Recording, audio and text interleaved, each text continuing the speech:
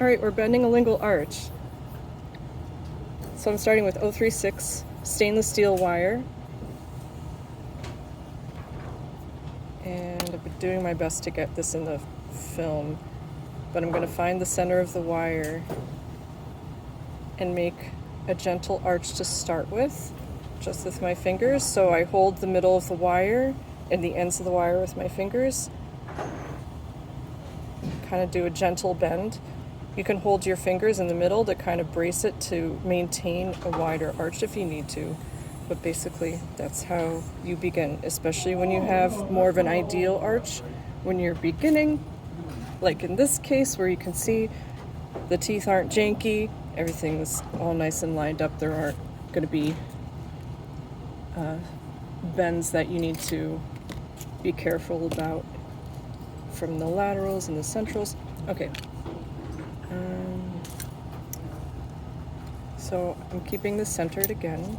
Oh dear. Doing my best with this video. Okay. So my next step is to mark where I want my arch to be. So I'm going to make one mark to start. And then I'm going to bend that. So here, let me move this back. Scooch, scooch. Okay, so to do that, I know I want my bend to be right where that red mark is. So I have my plier adjacent to that red mark. And I hold the pliers perpendicular to where I want it to bend. So since I want my wire to bend out this way, I have my pliers facing 90 degrees away from that. If I wanted to bend my wire down, I would rotate my pliers like this so I could bend it down. But in this case, I just want it to effectively go this way. So holding my pliers firmly, and then I'm going to push with my thumb right next to the fulcrum of the wire. And that's really important because that will give you more of an angular bend.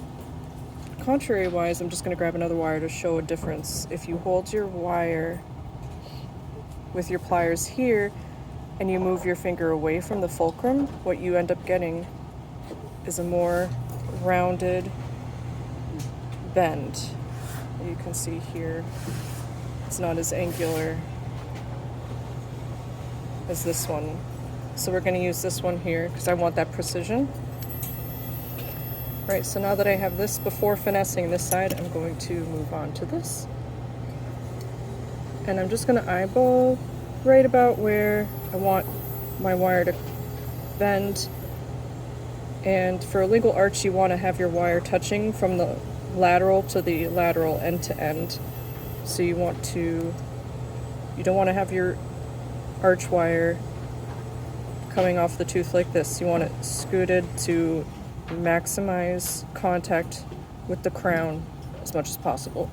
Obviously your mileage may vary. If you have really wacky dentition, there's only so much you can do sometimes. Alright, so I'm going to make my bend right about here. My first mark was a mistake because I wasn't very precise, so I made a second mark, and what I'm going to do is bend right in between those because that's where I want it to be. My first mark that I made was too soon. So if I bent at the first mark, it's not going to serve me. So right in between these marks is where I want it to be. So again, I'm going to hold my pliers. And because I want that bend in between those marks, sorry, this isn't focusing. Work with me here. It's difficult to see.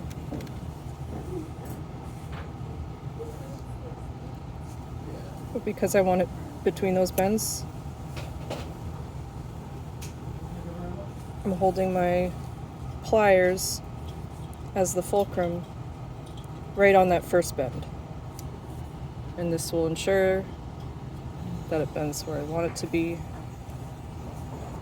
right in between those two marks. Now let's see how that looks. I'm pretty happy with that. All right, and I haven't done much finessing. it's mostly contacting the teeth, but this is how you start a lingual arch.